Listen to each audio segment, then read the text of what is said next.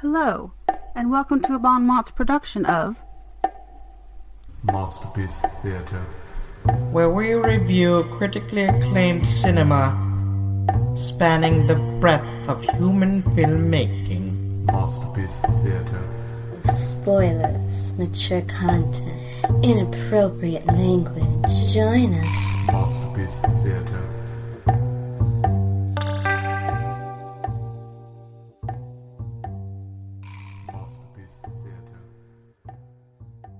Welcome back to MOTSterpiece Theatre. Tonight, we are going to review 12 Angry Men, which is number 87 on the FI list. I, of course, remain Scott Thurlow, as ever. Joined tonight by Jonathan Ian Manzer. Hello. Stephen Amosi. Hats off to you. And fellow podcaster, making his debut appearance, Geoff Blackwell. Hi there. Who runs a podcast about the whole reason we chose this movie is because Geoff focuses on legal issues and political issues in the world today. And you can check him out at alltoocommonlaw.com. and see some of his work there. So he'll be joining us for this one. So let's go into... I'll give the synopsis real quick.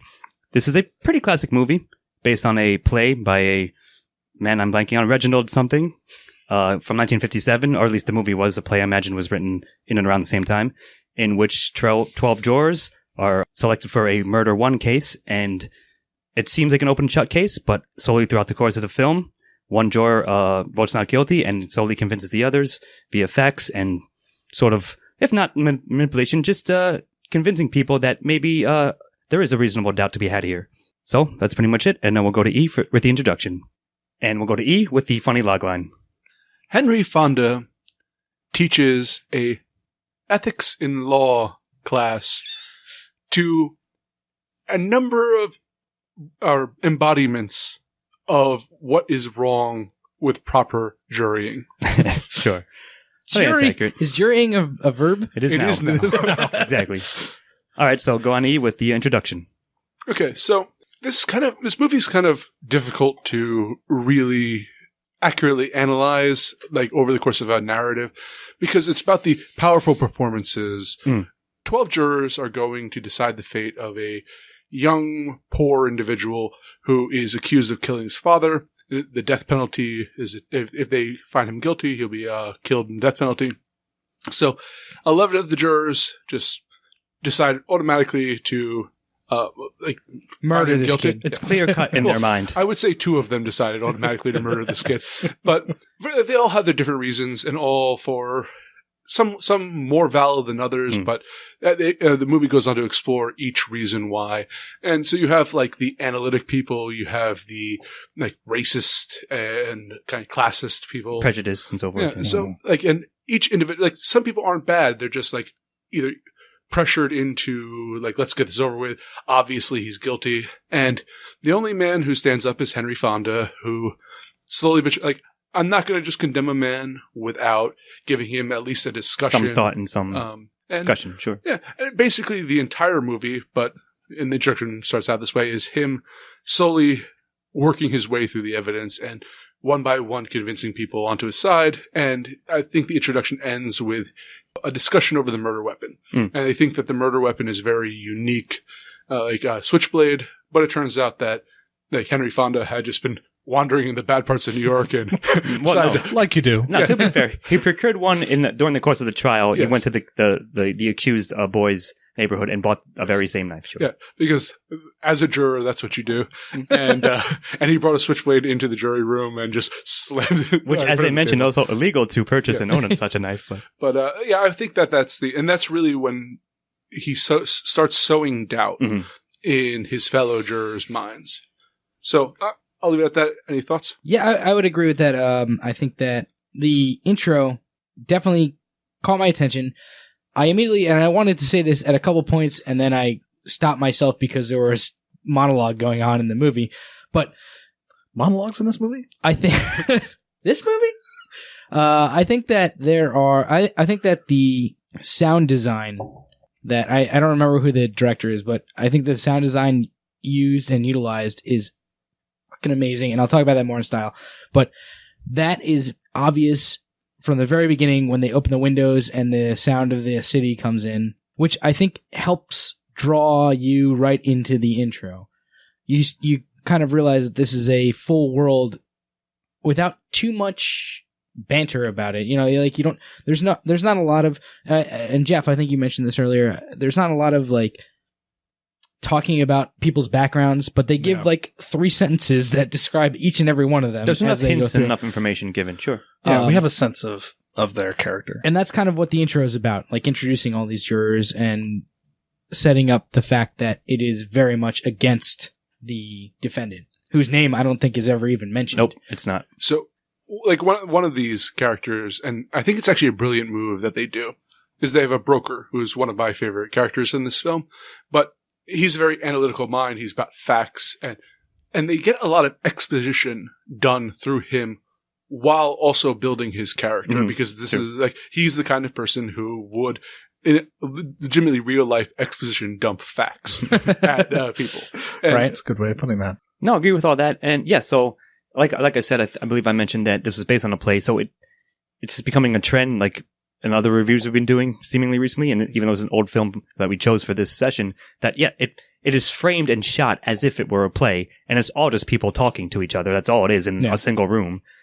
So yeah, I mean, and as you said, as they introduced, they call for, they're discussing like, well, maybe this doesn't add up, you know, this witness said this, and their murder weapon was blah, blah, blah. So they bring in the knife, and they say, oh, I've never, like, a couple of the jurors say, well, that's a pretty unique knife, like you said, E, like, I've never seen anything like it. And then the dun dun dun reveal is Henry Fonda pulling out one, like, exactly, like, the exact same knife, identical to it, and saying, yeah, it's not as unique as you think, so let's talk about this because a man's life is at stake.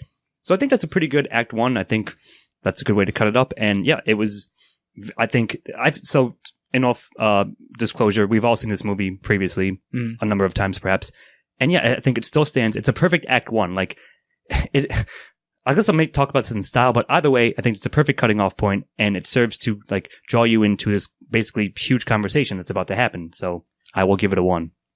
I actually want to pause this conversation for a minute and refer to our resident expert The here. lawyer in the room? On retainer.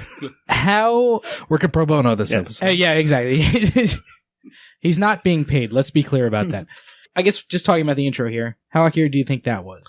I thought for the most part, it was really accurate to, you know, to how we think the jury generally works. Part of the problem is that for the most part, we don't really know what goes on in a jury room. No one's really spent a lot of time studying how the jury room, how the dynamics work, at least not to my knowledge. And aside from a couple of guys who either the prosecution or the defense would have immediately said, that guy's not on the jury. Wait, you don't like, Well, maybe not you don't like poor 1957. people or those people? You're gone. That's sorry. To be clear, he made very Quotes around those extravagant people. quotes That was when he if said you didn't those people. if you didn't hear the air quotes around those people, because they never talk about his, you know, ethnicity or Sure. anything like that. So aside from that, and one moment where actually the key moment where we end the intro, the knife, which I didn't realize until we started this discussion. He breaks the rules when he brings that knife in, because a jury is only supposed to consider the evidence that's presented to them in the courtroom. And he goes out and gets this knife. He really should not be, like, at that point. They've gone beyond what they're allowed to do. Right, you can't present new evidence in the exactly, deliberation exactly. room. That was, you know, Sure. that was not presented in the courtroom. None of that's on the record. So I guess while not legally valid, it was dramatically important. It was certainly dramatically valid. Aside from those 2 points, I think it was a decent depiction of how it worked back then. All right. Sure. One other thing that I think is worth pointing out is that now the jury wouldn't function the same way, because now we have, in a death penalty case, which the court at the beginning of the movie says, if you find him guilty, it's mandatory death penalty. Like, that's what you're deciding, and you're only deciding murder 1, and that's it. Right. Yeah. It's all or nothing. And anymore, I don't know about in the 50s, but prosecutors charge people with the offense they think they can convict on, and then several lower offenses. So that if they don't prove all the elements of murder 1, you might still get them on murder 2. Sure. Right. And also, death penalty cases now, you have essentially two trials. You have a trial to find out whether they're guilty of the crime, and then the trial to decide how to punish them, whether you're going to give them the death penalty or life imprisonment. And it's a completely separate jury. Right. So the movie would work totally differently. It would be 2 movies. It would be a Kill Bill Part 1 and Part 2. Exactly. 12 Angry Men and 12 Other Angry Men. Appropriately, because we never know her name either. Yeah. So You convinced me. 0 because completely unrealistic. But no, for the 50s. no, Perfectly Yes, well, realistic. narratively, I think it works. yeah, it does. I'm going Whether or not it's accurate. I'm going to give it a 1 as well. Yeah, if it wasn't clear, I'm giving it a 1. All right. So 1's all around for that. Yep. And that'll bring Steve-O with the body. All right, so we go from the point of the knife, and I'm just going to do a very brief overview of this because I tend to be long-winded, and that's unnecessary here. It's kind of a grinding down of the rest of the people in the jury. It's the Henry Fonda's character kind of just throws doubt towards everybody's arguments throughout the rest of it, and I believe through where we're going to call the conclusion, which is when the rain starts, the onset of the storm. Yeah. I believe at that point it's 8-4 in favor of. I actually believe it's 6-6. It's 6-6. You're right. You're right. Yeah. It's 6-6. It also coincides exactly. It's 6-6. So kind of that's the point where he's convinced enough people that there has been that there is possibly a miscarriage of justice in some way. Or no, at the very least, there's reasonable doubt. There's reasonable doubt for sure. And so like a couple of big points throughout here are that, he convinces his first person, the old man is the first person that he convinces that it's wrong, and that's directly after the knife scene. Mostly just by virtue of his willpower to stand up to that. Like, the old man's like, he's putting himself out there. I'll join him. Yeah. I mean, maybe you didn't kill anybody. I don't know. But he's kind of the first person, which is. But see, hold on, just real quickly, there's a mirror to that later on, but we'll speak about. But sure, yes. that is the old man's motivation, at least at first. And I think it's interesting that they have the oldest man in the room be the first one to change his mind, because usually the old men are the ones that are set in their ways. So that's like kind of a way to be ageist. Anyway, I mean, that's just the way that stories usually work, sure. Right? So it's kind of a little flipping that on its head right there. He goes through. He convinces a bunch of other people. Jack Klugman's character, who grew up in the slums. He is eventually convinced. I think he's the third one to be convinced, and he he kind of is tied to this idea of, if you grew up in the slums, if you grew up in a bad situation, that doesn't mean you're a bad person, because he grew up in that situation as well. So there's and it goes on like that. I'm not going to name every single one because honestly I don't remember the exact order of them, but it's kind of like argument after argument after argument comes through during the body that convinces people slowly that that's not the way it's going. And when it hits 6-6, the rain starts, that's when you kind of realize that the tide is turning in the other direction. Or at least that's when it's like, the scene break that's supposed to make you feel it's basically all right, now to 3. Now you know what's going to happen. Like now you kind of know where it's going. So I'm going to turn it over to you guys if there's anything specific you want to talk about in the body. So what's interesting that I found was that aside from Henry Fonda, who is like that like poster child of white privilege type character, most of the people he convinces throughout, like initially, are he convinces the immigrant watchmaker. He convinces the man who grew up in the slums, the blue collar guy, or like the working guy, the plumber guy, or whatever. It takes a long time to convince, in a way, his peers. Whether the people who are left are the ad man, who kind of is wishy-washy about the whole thing, but he's kind of set in his ways. Like, as you mentioned, the old man should have been in the traditional caricature. He is. You have the broker who has rationalized why this man is guilty, so it requires every single doubt of his rationale in order to break him. Then you have like the strict racist and like emotionally involved characters. Exactly. But like, it's an interesting perspective. I've got to cut in for a second because you just kind of blew my mind in a way that has nothing to do with the movie. I just realized that Mad Men is a pun on ad men. That just occurred to me. That just happened. In case you were not aware of that, boom, there you go. That had never occurred to me either. So it had occurred to Sorry me. for spoiling Wow. that accidentally. All right. Well, there you go. But so you get to watch all Giving these, it a 1 just for that. like all these, and they each have, in a way, reasonable ideas for why this character is guilty, and there aren't like no character shares the same particular reason. Sure. And you get to see them kind of, him have it, in a sense, fight, or like the old man, for instance, as people join their sides, they start pulling people over to their side. Yeah, the more I think about this, the more I love how well the screen time was split between all 12 of these characters, and everyone gets their say, and like even the two like obviously racist characters. Mm-hmm.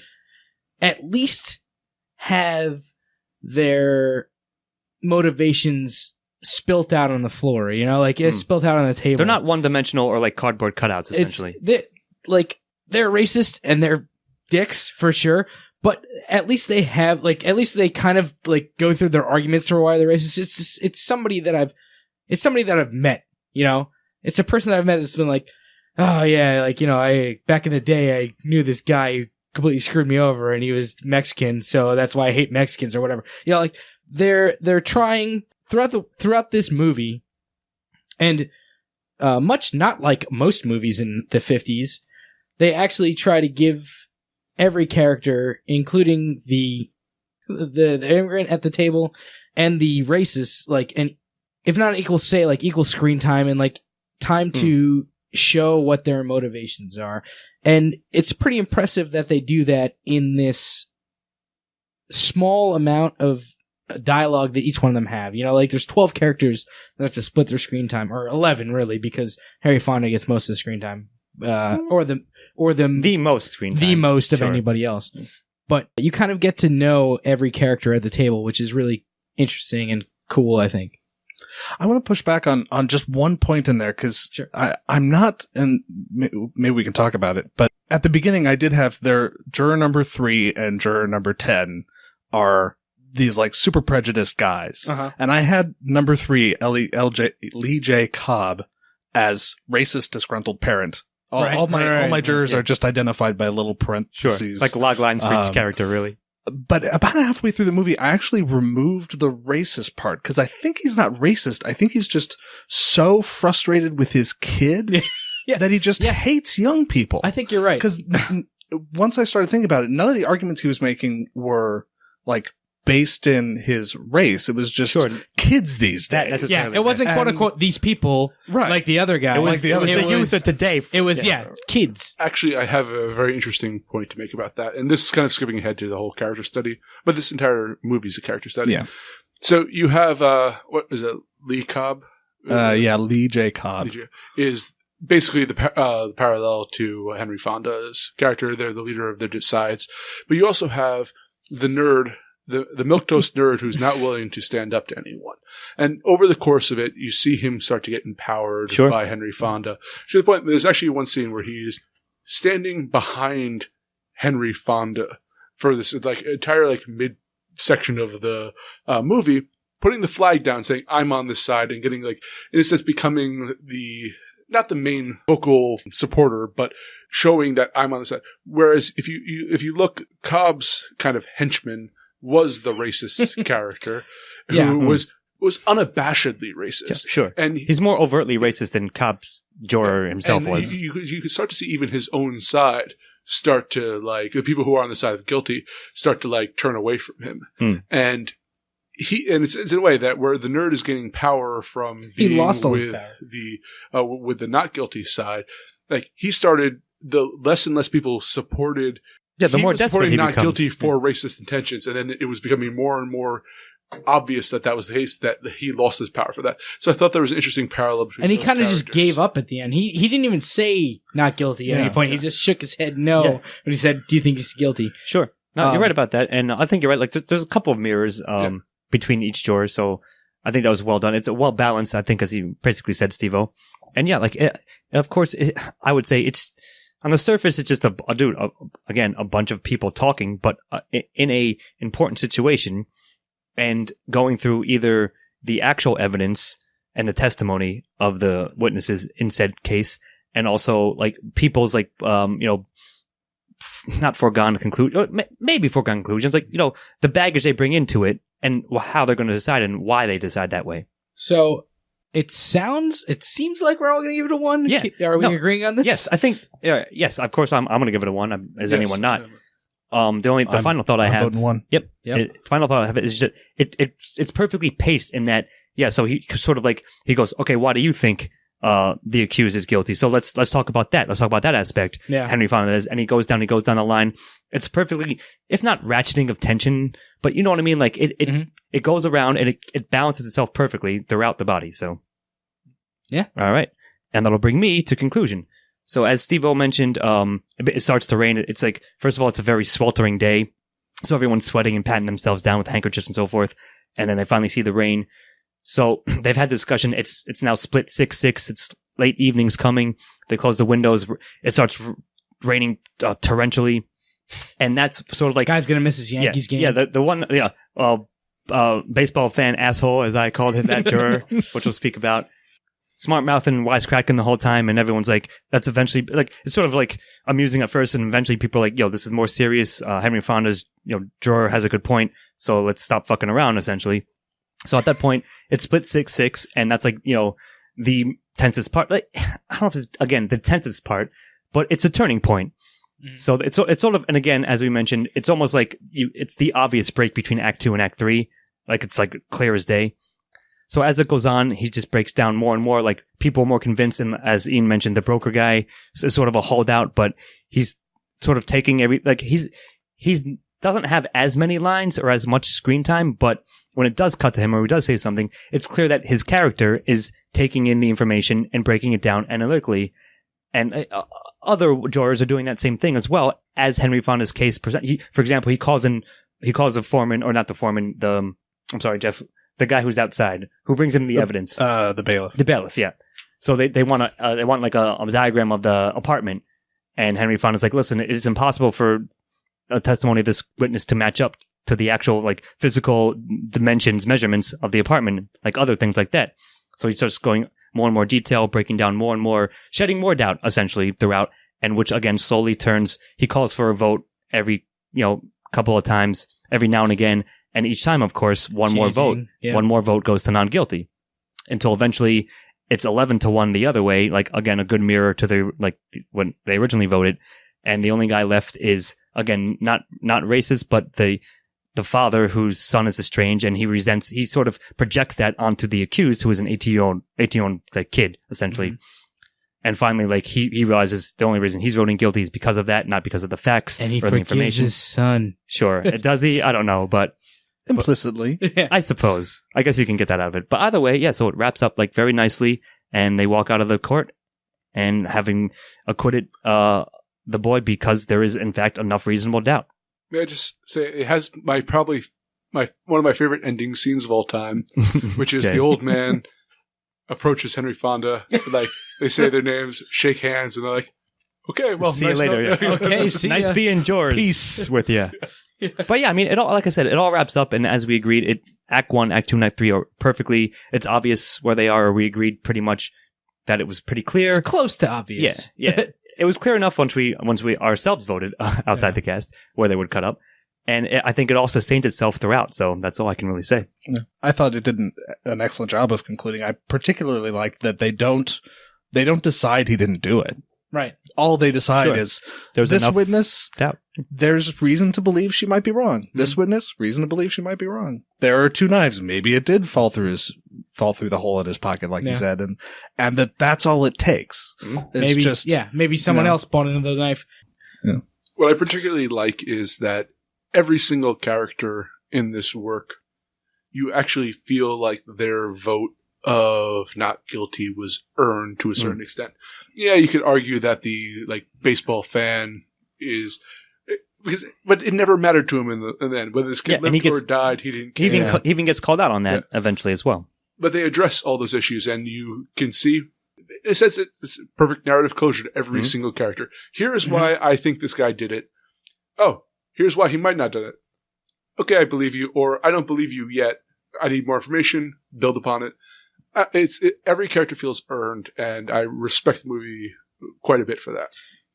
I didn't get the same sense, I would say, as the first time I saw this movie. Like, the first time I saw 12 Angry Men, I got the sense of, supreme vindication when they voted him not guilty. When they said he wasn't guilty at the end. I don't know if I got the same sense of that. It might be because I am have had a few beers and am watching this with several other people. When I think the first time I watched it was me and my dad when I was 16 years old, and we were both completely silent throughout the entire movie, just watching the whole thing. And I've seen it a couple times since then. So now I pretty much know the movie fairly well. It had been a very long time since I had seen it, but as I was watching it, everything came back. Sure. But this conclusion, this end, I still feel was a very satisfying conclusion to this movie. It's well, with reasoned argument, your point can be made, and reasonable people will agree with you eventually, even if they have reason to be somewhat disagreeable at first. Initially, right. Sure. You can reason with anybody, and eventually they will come to believe and understand reason. Well, maybe if they can't leave the room, right? So, but that's the thing is, maybe 2 or 3 of these characters would never people don't want to identify with. But I think that you can find a character in here that you even if you're not identifying with the Henry Fonda character. I was identifying with a broker this time around, which I hadn't in prior viewings. Right. But and I'm this is how I think I would act in such a situation, in a jury, and these are the kind of arguments that I would want to hear. Here's the to counter my ways of viewing. And I think that no matter if you're more of the emotional type, if you're more of sympathetic with the victim, you have people here who represent that mindset, and arguments that are both respectful but still disagreeing with you. And I think that is a very difficult balance to actually achieve. I agree, and it should be, but I think the movie achieves it. So yeah, I agree. All right, is that one's all around? I'm gonna give anybody. One, all right, one for me. Yeah. All righty, and actually, Geoff, that'll bring you with themes. I had some trouble narrowing down what I thought were the themes in this movie. But ultimately I came down to 2 things. The most obvious one we've mentioned several times is doubt, and the fact that all it takes is just, are you not sure? Then you can't vote guilty. There was one point where one of the characters, and I didn't for whatever reason mark down who it was, said, "You're not going to make me change my mind." And it kind of highlighted for me that no one's being asked in a jury room to change their mind or make up their mind between did he do it or did he not do it. It's only, did they give you enough evidence to make a decision that he did do it at all? And it's a difference between guilt versus innocent and guilty versus not enough evidence to say guilty. The other theme that I thought they hit on quite a few times was the sort of civic responsibility. That this is something that we are called on to do as members of the society. Every now and then we have to show up in court and decide whether or not someone broke the law. And particularly the watchmaker immigrant character highlighted that a number of times. Which I thought was interesting because in a lot of ways, people who are immigrants to, and I'm not going to make this political, people who are immigrants to the country generally know more about our civic process than people who live here because they have to pass a test in order to be citizens. They actually have to learn about it. Right. We learn about it for a year in high school and then forget it. Yeah, if we're lucky. I mean, I've never had a civics class.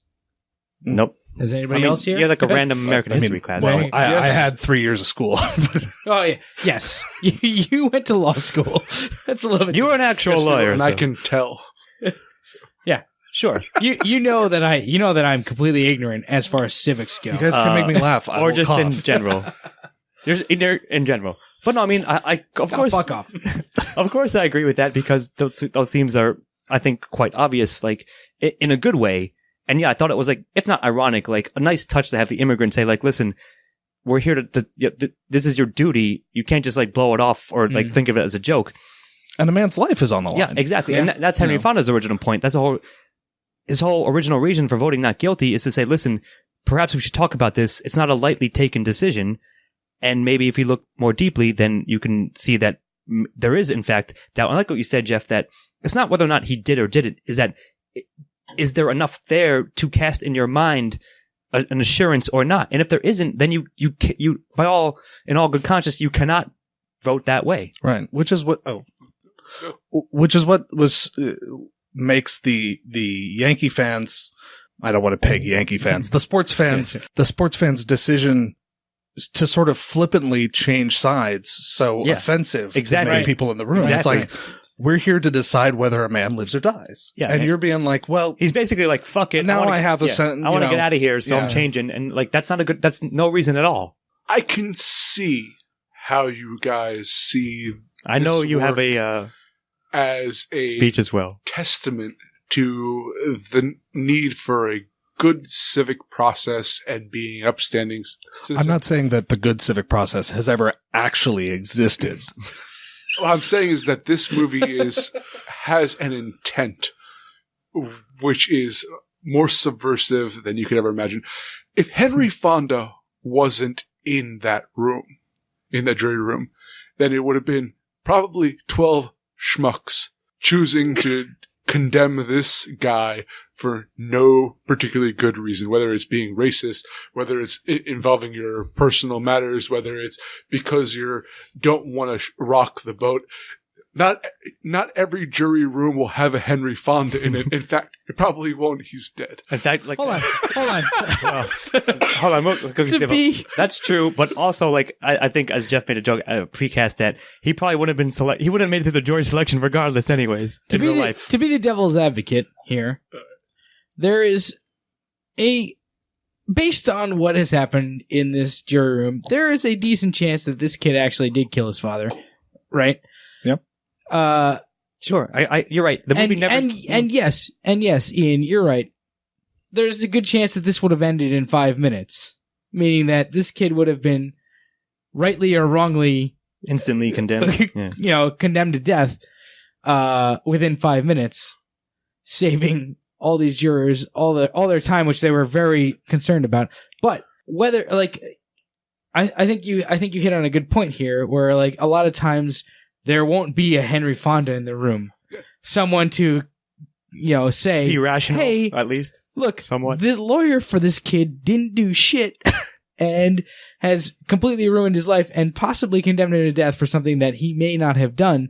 However, that is an interesting theme in and of itself. The idea of whether or not the jury system is a fair system, like getting random people up the street to say whether or not somebody should be condemned or acquitted. Yes. I was trying to think of a more flowery term for that, but yes. It's the most legal term I could think of. So this is not going to work as well because I really thought you were going to try to make a snarky reply, but you could have had a Henry Fonda sticking in a switchblade to prove you innocent, or you could have a Stephen Ormosi in the jury room condemning you for no particularly good reason. But that doesn't work much anymore. Hold on. Am I? Did I just get cast in the role of condemning anyone? No, you're just an ignorant. Because I don't have time for this shit. You're an ignorant smoke off the street, essentially, I think is what Am you're I the guy to with say. Yankees tickets? Yes. In this situation? Go ahead, Geoff. I think there's another side to the civic duty thing too, because yes, if there was no Henry Fonda in the room, they vote to convict, in 5 minutes and they're back. But also the responsibility of the attorneys, who we never see. They talk about it a little bit, and it's somewhere in the body. I can't exactly remember where, but the fact that, this was the 50s. This is before there was a case called Gideon v. Wainwright in 1963 that said if you're charged with a crime, you are entitled to an attorney. That was when that became a nationwide rule. It was also true in New York previously to that, but what they did was the judge picked an attorney and said, I'm appointing you to represent this defendant in court. You're doing it pro bono. You're not getting paid. Defend this man. And in a lot of instances, that attorney has no real interest in the case. They're not getting paid to be there. It's in many respects a waste of their time because they aren't taking. And I would say, like, just based on that, if the judge doesn't like the kid that's being, that's going to trial, he just picks somebody that he doesn't, that's not going to actually defend him. A shitty lawyer. Sure, or he says, hey, defend this guy, make him lose. Take he probably doesn't say it that way, but right? Or he does, or he picks an incompetent attorney, right? Exactly. And there was an end to that, but I forgot. This continues now and I'm not disparaging in any way public defenders. They do incredibly hard work. They are understaffed and underpaid, and that is sort of my point. You may get a case the day of the arraignment and you've never met this guy. You have no idea what the facts of the crime are. And how are you able to competently represent somebody in that situation? And it's a real problem in our it's a justice big issue. system. And I think goes to the civic duty thing. No, I think you're absolutely right. Theme. I agree with that. Like, that's certainly encapsulated. Like you said, Henry Fonda even points out somewhere, like, the lawyer, this guy, maybe he's just, I think there's a line that said, lawyers can be stupid too. Like, yep. They could be incompetent. Like, they don't know what they're doing or don't care, but there's no glory. There's no money in this case. So why should I have any investment at all? Why should I even try to mount a defense for this person? Yeah, you can be completely focused on another case that you you have on. That's way more important. So we can go into like a huge rabbit hole of like we shouldn't the ins and outs of the legal and civic system in our country as set up. But all I'm saying is I agree with everything that it's handled very, very, very well, if not subtly. Just it touches upon shades of all of that in a very great way, very excellently portrayed in the film. Yeah, there's very little subtext in this movie. Yeah, I agree. I think that this Scott and Geoff, I agree. I should have made it clear that I agree with both of you, but I think that this is a very well done movie in as far as the portrayal of the justice of the judicial system, like the jury system. I guess at the time, and probably it still holds a lot of water today, even though things are different to some extent. But certainly there are tinges of it that remain. Right. The main idea, I think, probably still remains, and I think that they did a very good job in this movie of pointing it out. And Geoff, I'm glad that you weighed in on the things that are the same and the things that are different. And I think that this is a very interesting take on it. So I'm going to give Themes a 1 on that. I agree with the 1, and I just want to make a point that even though it might be dated in like the specifics of what it's handling, the idea of how we view people who are on trial and the kind of preconceptions we come in. I think there's a lot that you can come out of this movie if you've never seen it before and see it with people who like it, so you can have good conversations about I think this the themes in this really work. It still stands for sure. So I'm going to give it a 1. Agreed. All right, certainly giving it a 1. That's 1s all around, and it'll bring us to UE with antagonist. So I have 2 schools of thought with this that I'll go through quickly. One is I thought you might. the character played by Cobb, who antagonizes Henry Fonda through most of this, but I don't also find him to be necessarily the antagonist. I might argue that there isn't particularly an antagonist in this work, and it's not a fault of it. I think if you had a strict antagonist in this, it would have felt cheap. Like, this is more about ideas rather than like conflict, or it's about the conflict of ideas with. So I don't know. I'll pass it along to you guys. I pretty much guessed you would make an argument similar to that, and I largely agree. So normally, I think Steve-O, like, we sometimes split on this. Is it society, Scott? I mean, yes, of course, but in a broad way, like our legal system, like, you know what I mean, like democracy, perhaps I could like slap in there. Always, like, or if not that, like the flaws within the system that we have agreed to abide by, more or less. And yeah, traditionally, like as personified by Cobb, yeah, of course he's antagonistic, but he's not like doing. It's not like it's there just to be that. I would say that if you are going to call democracy the antagonist, then you have to give this a 0 because democracy fails completely as an antagonist. Like I was going to go on with that. And becomes a protagonist. Like, I see what you mean. You know what I mean? Like Yes. democracy Yes, wins in this situation in this movie. I do see what I you mean. would say like our judicial system, the American judicial system, is made the hero of this movie. I only want to bring up one thing that sometimes we say in a work that the absence of an antagonist doesn't make it a bad work. It's just that this is more of a character study and a study of that. So if I probably lean towards the mindset that is the case, then I will give it a soft 0 only because of that. So I just want to make I don't agree that democracy is the antagonist, but I just wanted to make the point that Henry Fonda is theoretically a demagogue who, All right. I do like that. he's a Pericles of like the ancient Greek in this courtroom. So yes, it's a failing of democracy because the people have voted and he had spun his, so nonetheless. All right. Just, I mean, And that's broke really the funny. rules to do it. And I like that. So good. He did break the law to make his point. Sure. But sometimes you have to break the law. And that one guy in a littered. good democracy. Mm. I guess my argument is that I don't remember what juror 3 is that him? Yeah, juror number 3. I think he's the real antagonist of this, just because he is the one that is always the voice of doubt in everybody's ear. He's like Satan in the I think the garden. voice of dogmatic kind of- certainty. So Right. yeah, I knew Henry Ian said Fonda's the voice of doubt.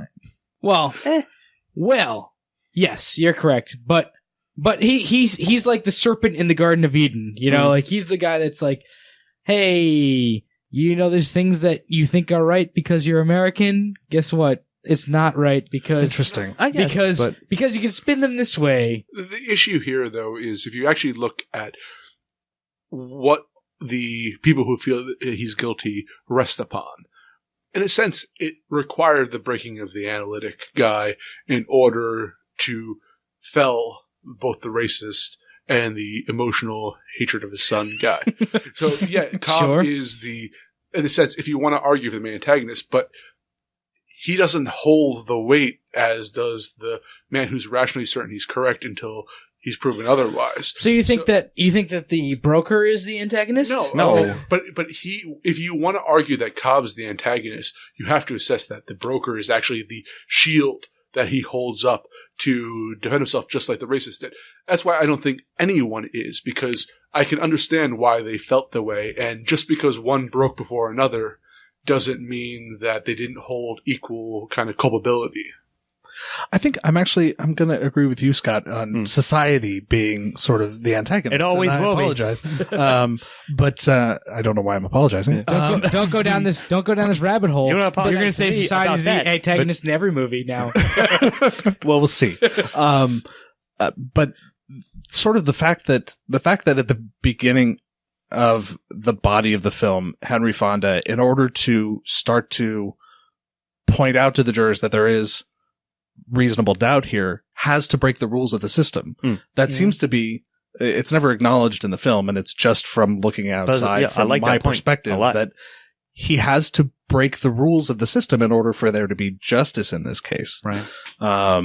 So I'm going to side with Scott. All right, at least the possibility of justice. Yeah. So I'm saying, like, I know, Steve, we often disagree about this only because you like to choose a I like A a more solid, concrete- yeah. concrete antagonist. I get it, but I think in this case, almost you can call them both ways. I just think that And I'm not like a, you know, I don't know what the word is. There's a really good word for this. I can't remember it. I'm not the best with words. clearly, Yeah. good. But- You're great. You're great with words. You have the best words. I don't have the best words, but People love his words. Go ahead. I have agreed with you before. Sure, I'm not. I get it. Like sometimes I'm not saying that it can never be society, but I try to find something more concrete. I think that juror number 3, whatever the hell his name was, I don't think anybody's name was mentioned except for at the end. doesn't matter. I didn't write it down. I think that he is the true antagonist, and I give him good credit. You're I think giving him that a this 1? actor did a very good job, and I think that his situation, his points were good for an antagonist. I'm going to give this a 0, but it's not a fault of the movie. I just don't feel a this doesn't need an antagonist. I don't think it particularly has one. And I don't mean to detract from the score for that, but I just think that I get it. It's a null value here. So Would you come down, Jeff? 1 with me? Oh, I'm voting a 1. I'm going to go 1 Yeah. as well. All right. No, I got you all down for that. So yeah, like I said, I could have almost gone either way because of the fact that what Ian said. I could see myself coming down along those lines, but at the same time, I think it's enough. Like essentially this, right? As you guys just mentioned, he has to convince other people. So therefore, other people need to be convinced there's a possibility of, in quotes, justice. Sure. And in order to do that, you need to break the rule, like the actual law itself. So that's how I come down. All right. So either way, we're going to move on to protagonist with Steve-O. H. Fonda. Yep. As I call him, as we are known to each other. Okay. He does a very good job of sowing these seeds of doubt. And so there are several points throughout this movie where, like, and I'm watching it now, I don't think I ever thought of this one the last 4 times I watched it, but now looking at it from a more, I don't know, just looking at Perhaps objective, but maybe not. just looking at it closer, like taking a closer look at this, there are points where the acting breaks down a little bit for him, but I still think that he does a terrific job of acting his part, and not only acting it, but also the script does a very good job of sowing these seeds of doubt slowly throughout the movie. Like the slow changing of 1 to 11 to 12-0 is really impressive, and I think that mostly comes down to Henry Fonda's character. That's pretty much all I have to say about it. I think that it's just really impressive how this movie does it, and his character is obviously the most important part of that as the protagonist. One, he has a kind of innocence to him, which is great. But just one last thing, his eyes. His But eyes those would eyes, though. convince me that this guy was innocent, even if I knew him to be guilty. If I saw him commit the murder himself. Anyway, No, I mean, that's... You're saying he's a siren? Sure. Oh, I'm not saying that. Maybe Ian is. But I mean, you basically both just stole most of my answer, 50% each. But yeah, of course it's weird because maybe the next question will be an interesting one. But certainly Fonda is the catalyst for all of this. Mm-hmm. He's like the one who starts all conversation. Again, maybe we should have a conversation before we condemn a man to death and talk about the evidence and so forth that's been presented to us in a court of law. So, and yeah, he does a great job. I believed him as a character. He was very realistic. He was very well drawn. And of course, the portrayal was excellent as well. So it's weird because I guess he is the protagonist. Although I would say, like, I'll save what I'm going to say for the next question, but I would definitely give Henry Fonda a 1 fitting into the protagonist role. I was going to say that, yeah, he comes into it with just, let's hang on and just talk about it a little bit because a guy's life is on the line. And then I sort of jumped forward to, he doesn't have any particular points to make. He just wants to be sure. Yeah. Just wants to talk. Sure.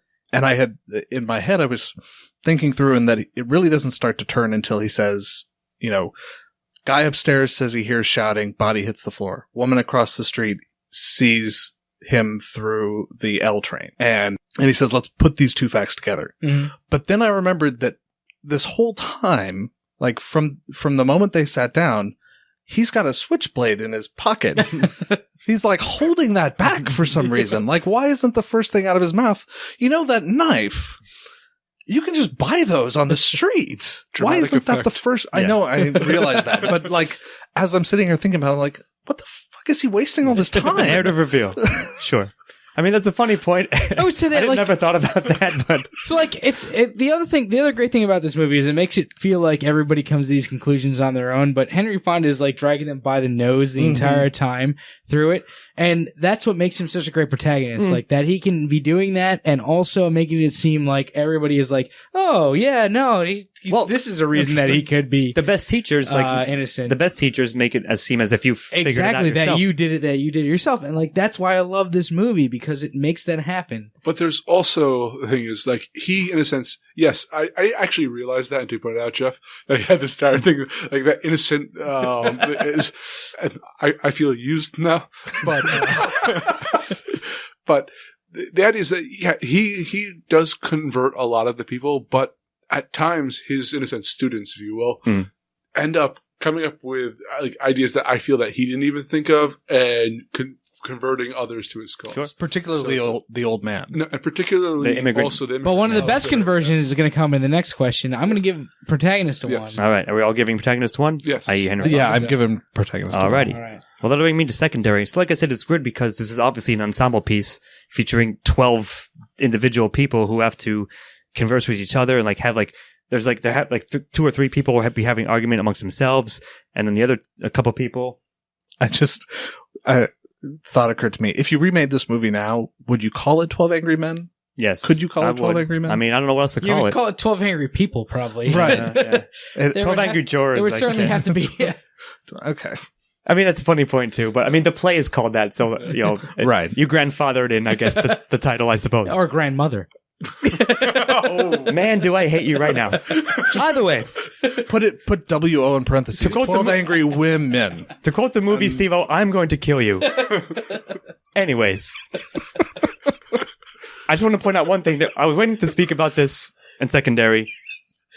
Because essentially it's an ensemble thing, even though we just had Henry Fonda, obviously protagonist, everyone else, I hesitate to call them secondary characters because they serve the ensemble role here. But I will point out this one thing. In the opening 10 or so minutes or less of the movie, the judge is just like telling the jurors what they have to describe. Brilliant acting. He seems bored as shit Yes, he does. at a murder trial. By the way, brilliant acting by the judge. I thought he did an amazing job. Yes, but like he was like, and also by the way, gentlemen, you have to decide whether or not this man is guilty, deserves a check. Takes a sip of water, is like, anyway, adjourned. Like That's is that really how it goes? a pretty good. All I right. mean, It's sometimes realistic. the judges, you like, is he awake right now? I don't It even- occurred to me that he was acting very well in that position, which normally wouldn't happen if it was poorly acted. All Like, that was so, awesome. Anyway, that's my evidence, as you will, for secondary, because if it's not everyone else in the juror room, then the it's got to judge. be him. What I particularly loved about this work is how every single actor knew their characters, so that you could actually look around the room and see how everyone was responding to what was being said. Yes. So Yep. you saw character like the douchey baseball fan. dude. Yeah. But like, yeah, I just saw like Henry Fonda's giving a speech, and he's just in the back of the room, looks at his watch, a board, like fiddles with the fan. yeah, like you can also see when the doubt sets in with characters. Like you legitimately see the moment where like a character starts acting differently and stops what they were like not paying attention. And was I wrong? And it's Yeah, I the think movie's that not this is- subtle about those moments. but No. but to good the thing effect, is, I think. Yeah. you're focused on who's the person speaking right now, but every actor is doing their proper role, and it wouldn't be subtle because it's a play. It would originate as one. I know. So they have to over exaggerate everything. Sure. and But it still really works. well, Yeah. I agree. What I was going to mention earlier, what I talked about slightly in protagonist is the one other character that makes a big defining, like, oh, I just convinced somebody moment other than Henry Fonda's character is the old man when he convinces the broker that About the glasses. that the guy was innocent. Like, it has this whole speech about the glasses, and that was a brilliant supporting character moment. And if for no other, honestly, I think this movie is full of brilliant supporting character moments. Right. But if for no other reason, it has to get a 1 for me because of that moment. Sure. And the fact that we have exactly 15 characters in this movie. Yeah. And, you know, we have one who's the protagonist, one who's arguably the antagonist. And of the 13 remaining, there's maybe 2 that I feel like aren't as fully Fleshed drawn out. in the text as they could be. The acting is across the board great. Yeah. But like the character on the page, there's only a couple of them Yeah, I that see I what you don't mean. feel like I kind of know. Mm-hmm. So I'm giving it a 1. All right. Yeah, I agree. I agree. Alrighty. And that'll bring actually you, Jeff, with dialogue. I'm torn on dialogue. There are some great monologues, so I guess ultimately I'm going to give it a 1. But there's some of the dialogue that's just either incredibly on the nose, or I'm trying to think of a particular example right now, and having trouble thinking of a specific That's okay. one. If not, I see what you mean. So it's just there are great moments and there are poor moments of dialogue, and so I'm giving it a soft 1. I don't have much more to say on it. I get it. I kind of might do like less of a more solid one, I guess, for me. Like I see what you mean about like the weaker-ish moments, but I think those moments are eclipsed by the great moments of monologue or an exchange, or like a heated exchange. For example, when disgruntled father like was about to punch Henry Fonda, and he goes, "I'm going to kill you," and that's like a big like sort of turning point. And even like little exchanges like but even that is on the nose. She's like, yeah, you weren't really going to kill me, were you? Right, sure. It's sort of like heavy-handed. I still love that shit. I get it. It's so, I can see why you might say like it's a bit heavy-handed, if you will, like so obviously in your face. But again, I think that goes back to its roots as a play, that it's sort of like exaggerated, I guess, if nothing else. Well, because I agree completely with you, Jeff, that at times it feels that I think we were joking about like an eagle landing on the shoulder of one of the characters in the monologues. We were. And like, it's the most elaborate MST joke ever, but I get it. But like they'll be like, and here is why it's important to go to jury duty. Sure. Right. But there's other times that this has brilliant scenes and very intense, like great acting. And I have to give it a soft 1. Just to flesh out what I was saying before, as I'm looking through the cast list, I guess the guys who had the weaker dialogue, the ad man and his, I realized they were supposed to be humorous lines, but they really felt flat for me. Is like, let's throw this out on the stoop and see if the cat licks it up. Whatever, yeah. Okay. Maybe that There's a run it up on the flagpole and right. Well, that was the salutes slang at the time, but okay. I would say. You know what the sad thing is? People still use that in like business. Honestly, my boss still uses that term. All right. And the racist is, his dialogue is just very cliche, and maybe at the time it wouldn't have been perceived that way. Right. But now it's like, constantly throwing out those people, and that's really the only way he's characterized. Yeah. Well, like I get that. So I often do this. I think 80% of it was solid to great, and 20% of it, like, yeah, here and there, you can see flashes of that. I see what you guys mean when it went to that point. But by and large, I think it was damn solid and worked well. So that's my only. That's all I can say. I completely agree with you guys. There are points of the dialogue that are just not even bad. Like I guess a lot of times we like talk about this. Like, was there anything cringeworthy? Absolutely not. No, there wasn't anything cringeworthy. Was there anything that was like just not great? Yeah. There were times where the dialogue was okay. I wouldn't even say mediocre. I don't think it was ever mediocre. Just decent. I think it was just like best, yeah. whatever. And like, probably at the time it was better than we view it now. But there were moments of like transcendent, amazing dialogue in this. And I have to give it a 1 for just those moments. There were, and there were a ton of them. It was not the best dialogue I've ever heard in my life, but there were moments of like amazing dialogue in this movie. And I have to give it a 1 for that. Yep. Just this is neither to detract from it or add to it, but there was one moment that kind of took me out of the film a bit because it was a pop culture reference from the 1950s. Oh yeah, sure. Like if someone in a movie today did a John Wayne impersonation in the middle of a movie, we would be fine. They'd be like, oh, he's doing John Wayne. But this guy does it kind of an impersonation of someone, and I have no idea. I'm like, what is he doing? I kind of just was like, oh, random pop culture reference. Sure. Moving on. Right. I mean, I'm sure in 1957 it made perfect sense and was probably funny. And it would actually have fit in with his character for making a pop culture reference. That's true. Yeah. That's true. Yeah, so I'll give it credit on that front. All right, so that's 1's all around for dialogue, looks like, and it'll bring Ian back with style. And this is the one I'm actually really torn on. Me too. Go ahead. Because this is obviously based off a play.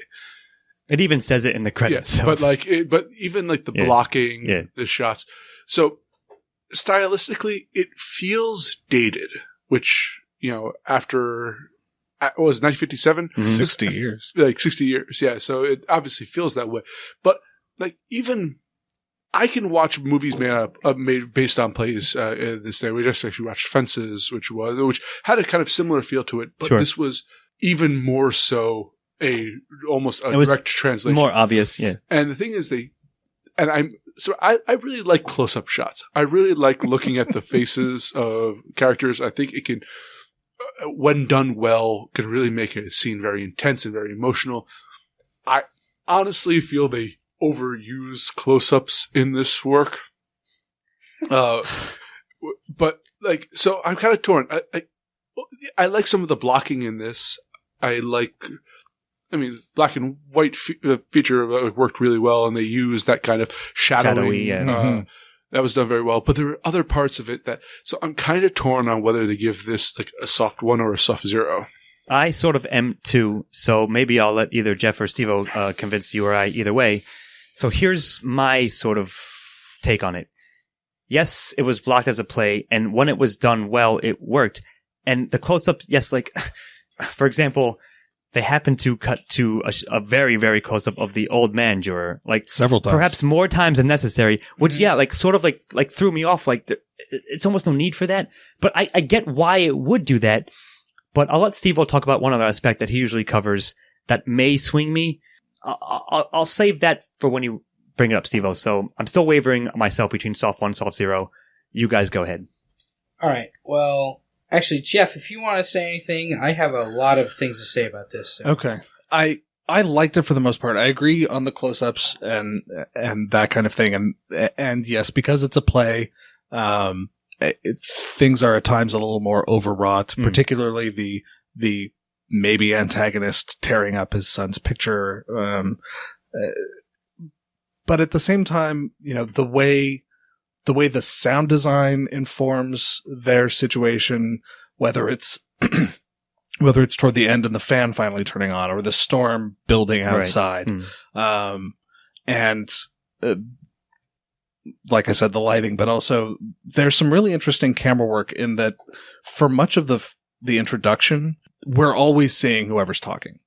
So at one point, the camera stops doing that and starts following. I did notice that. Yeah, the disgruntled father, as someone completely off screen is giving their dialogue, and I really found that very striking and an interesting way of breaking the established way the film was going to work. Changing it up, kind of. Yeah, changing it up and calling attention to his sort of plight in a way. And I agree. The close-ups were too frequent and sometimes very jarring. And also sometimes lit very differently. I half wonder if the old man was filmed later in his close-ups and cut in. Like that seems like too they much, had it's very possible, yeah. They had a backup director hey, can you you go just film the old guy? Sure. I hate working with this guy. Just film him. I don't want to film close-ups. He smells funny. It's just weird. So yeah, I mean, it's still 50-50 for me. What do you think, Steve-O? Like I said, I have a lot to say about this. Geoff, you touched on a couple of things that I was going to talk about. The sound design, for sure, which I will talk about in a minute. But the close-ups being the one kind of annoying factor of the style, I can agree with that. But the way that this was filmed, sometimes focusing on the person that was talking, sometimes not, sometimes focusing on another person's reaction to what was being said, I thought was brilliant. The fact that this is in one room is always going to be a play style. If you see something that's in one room, it's pretty much always a play. Sure. So like that's one thing, but I think that I did a lot with that space. The camera was always moving, and for a movie filmed in the 1950s, this is not what you're going to see normally. I think that the director did a lot with that space. The sound design was incredible, I would say even by today's standards. I thought that the use of outside sound mixed with inside sound and the balancing of it was amazing.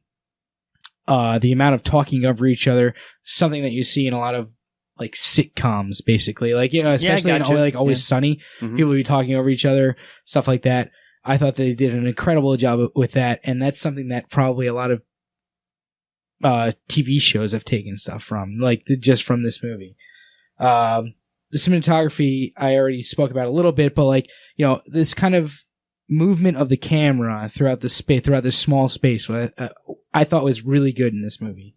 I guess the only other thing that I have to talk about, I had a bunch of notes here, but like the only other thing that I want to mention is like it had this almost noir-ish feel to it. I was waiting for someone for to say even that, like a yeah. non-noir. It's not a noir movie at all, but like it had this noir feel to the cinematography, which like gave it this kind of darker overtone for this murder trial that's going on. Not a mystery per se, but there are points where it feels like an episode of Sherlock or something. And for all those reasons, I really love the style of this movie, and I know that you guys have your nitpicks with it, but I think that all those things really override any of my nitpicks anyway. You actually convinced me of something that you weren't intending to. So you said the movement of the camera and the use of the space. The problem is, when you were talking, I was actually assessing that, and I feel that this should have been a much more claustrophobic film than it turned out to be.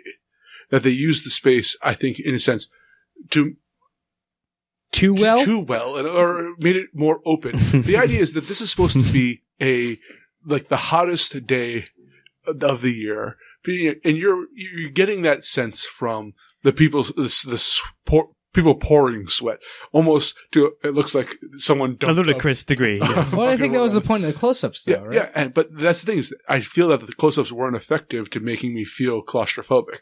It made me, in a sense, recoil from the screen of these faces, and I don't know. In a sense, you for the very reasons that you're saying that this movie did a great job with style-wise. I think that I can understand what you're saying, but I feel that in a way it missed the point of what it was trying to do with that style.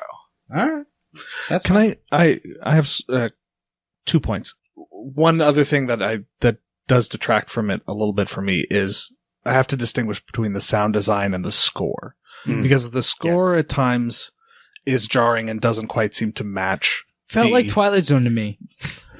The action of this of what was going on the screen.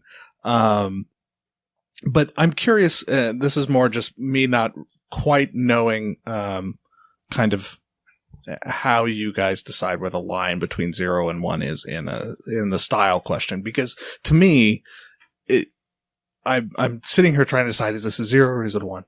And I guess the dividing line for me would be, are there things in this film that if I were making a movie, I would want to emulate?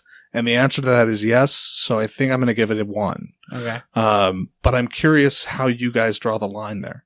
That's a fair point, and it's funny because, as Ian just said, Steve-O, you convinced him of something.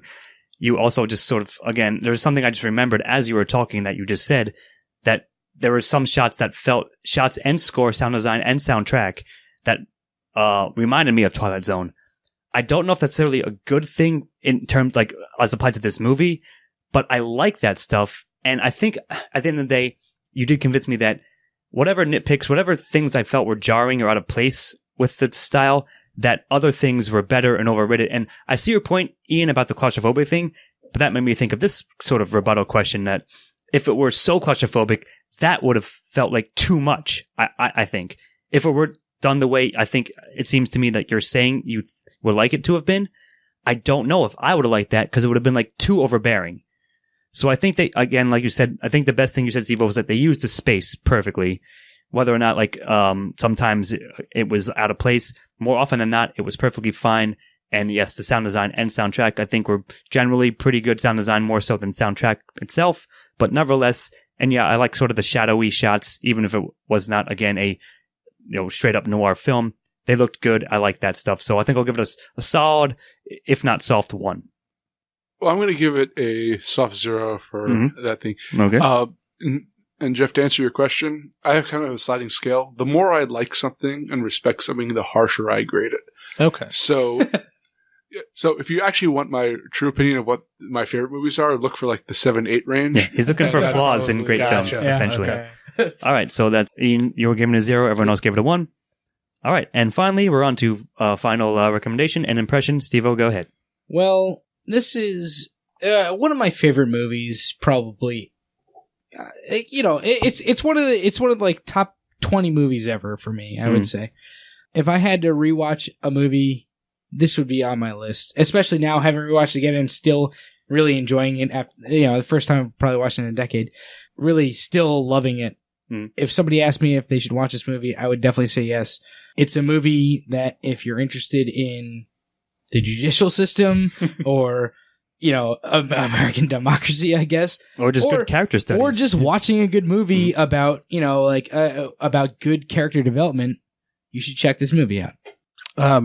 I'll start out. I give it a 1. I've seen this movie. I don't know how many times. I have a copy of it. I would put it up there. I don't know that I can give it a raw ranking, but if I'm looking at sort of the Capra-esque area of American film, I would put it up there with like Mr. Smith Goes to Washington and classic sort of foundational American, not propaganda, but sort way of less propaganda patriot. than It's Sure. a Wonderful Life, I would say. Oh God, yes. Both featuring Jimmy Stewart, of course. Yeah. So anyway. Well, I give it a full recommendation. If you haven't seen this, you should. I think I actually think this is the kind of movie you should see in high school. Yeah. Like, you should have a class, like a history class or something like that, because it teaches you both what's great about America and what's flawed with it.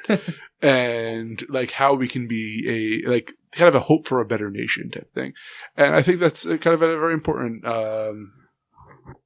kind of idea to have. So it does one other thing too, and it does an excellent job of showing you why you should take time and think through what you're being told, because throughout the film, sort of behind what's going on in the movie, that the prosecution is presenting all this information, and the defense attorney didn't really do much of anything at all. So we're only getting one side of a story, and in a lot of ways. Now, a lot of what we encounter is only ever one side of a story. And I think this film does an excellent job of highlighting why you should take the time to think through what you're being told and whether it deserves credence. very well said. I agree with all that. Yeah, I'm going to give it a 1, of course. Like you guys said, I think it's an important movie to see just in generally, perhaps more so now. Like, maybe you wouldn't have thought that was the case, but I just think it's such a solidly done work altogether that it deserves to be seen, and you can extract a lot from it because of the nature of it, the themes, as we said, and the acting just overall. So yeah, I will give it a 1. I think it should be higher, in fact, on the AFI list. I agree with that. But that's my final thought about it. All right. Anything else? Any other things we missed or want to say? No. All right. So that'll bring us to the end here, and Ian will read out the scores in the final aggregate. Yeah. Well, Stephen, Scott, and Jeff all gave it 10s, and the commercially old man... You racist bastard. gave it an 8. So the aggregate score is at 9.5. I still think that's pretty... Yeah. That deserves that. Sure. Yeah. All right. Well, that'll do it. That's our analysis of Tall and Green Men. I, of course, have been Scott Thurlow, as ever, joined tonight by Stephen Amosi. Have a good night. Jane Manzer. Judge, jury, and executioner. Always. And Geoff Blackwell.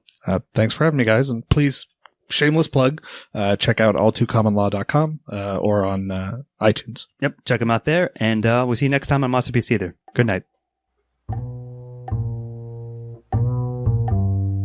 We hope you've enjoyed your stay. MOTSterpiece Theater. Join us again next time, won't you? MOTSterpiece Theater. Music and editing by Chris Morgan. MOTSterpiece Theater. Editing and engineering by Stephen Amosi.